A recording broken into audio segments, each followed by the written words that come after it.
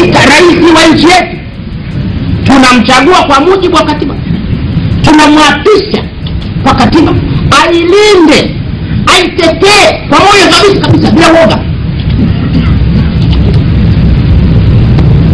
Hawezi, hatumtaki kwa kiongozi. Anaweza kuwa rafiki yetu sana, anaweza kuwa kabla hajafika kwenye vikao vyetu hatuanze kunywa chai au brandi au whisky, lakini hii shauri nyingine. Lakini kwa urais wa nchi hatufai.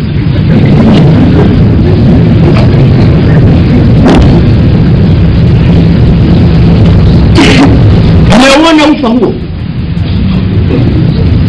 wa kutojali katiba ya nchi. Usawa watatu unapatana kabisa.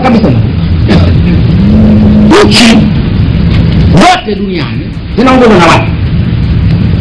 Mimi niwahi kupata heshima ya kuongoza nchi. Sasa wewe wasimamia uongoza. Sasa tunazungumza kuona nani baadaye tutazungumza nani faa. Tusaidia kuongoza. Nchi zinaongozwa na watu, kumbe tunaongozwa na nani?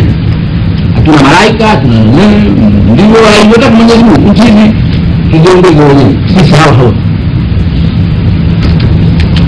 Lakini haziongozwi kutokana na akili za mtu.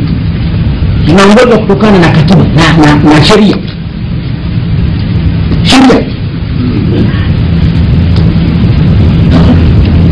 Ni kweli nchi zinaongozwa na watu, lakini hao watu wanaongozwa na sheria.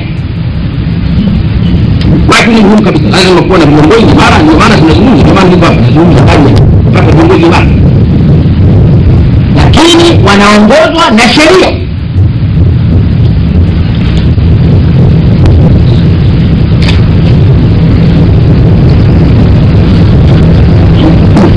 Haiwezekani mtu anapata ushauri kwa mkewe, kesho tunakuta jambo fulani limetokea.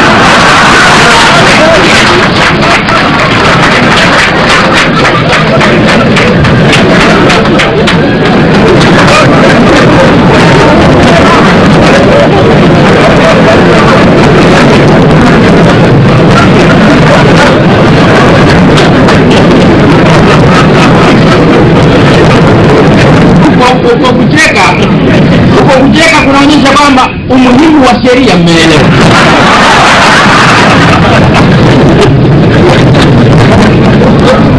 Hamwezi kutawaliwa hata hamjui.